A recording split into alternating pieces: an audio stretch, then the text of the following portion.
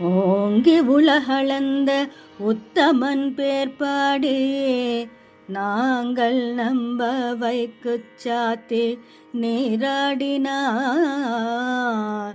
தேன்கின்ற நாடெல்லாம் திங்கள் மும்மாறிப் பெய்து ஓங்கும் பெருங்கண்ணல் ஊடுகயலுகல பூங்குவளை புதில் பொறிவண்ண கண்படப்ப தேங்காதே புக்கிருந்து சீர்த்தமலை பத்தி வாங்க குடம் நிறைக்கும் வள்ளல் பெரும் பசுக்குள் நீங்காத செல்வம் நிறந்தேலோ రెంబావాయ్. ఈ పాసురంలో ఆండాళ్ తల్లి వామన అవతారం గురించి వివరిస్తుంది.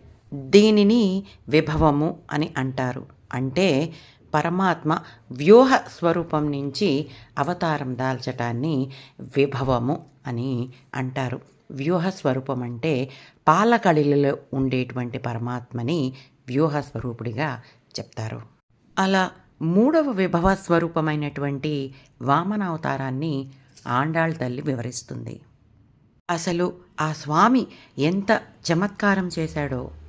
అప్పుడే ఉపనయనమైనటువంటి ఒక బాలవటువు అలా వచ్చేసి ఆయన యొక్క తేజస్సుతోటి ఆ పూర్ణాహుతి జరిగే యజ్ఞవాటికలోకి అలా వచ్చేస్తుంటే ఆ హోమకుండంలో అగ్నిజ్వాలలన్నీ ఒకేసారి ప్రజ్వరిల్లాయట.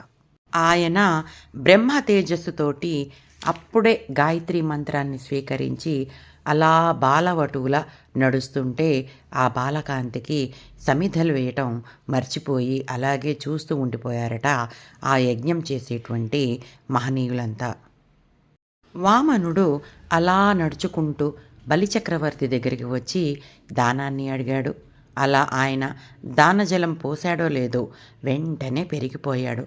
సత్యలోకం వరకు పెరిగిపోయినటువంటి ఆ వామనుడంటే ఆండాళ్ తల్లికి పరమ ప్రీతి.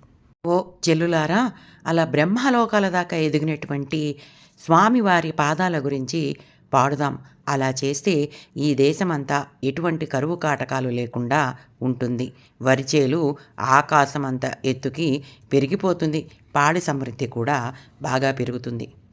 గోమాతలు తమ పొదుగుల నుంచి పాలవర్షాన్ని కురిపిస్తాయి. మనమంతా కూడా తరగని చెరగని సంపదలని పొందుతాము అని అంటోంది ఆండాళ్ తల్లి.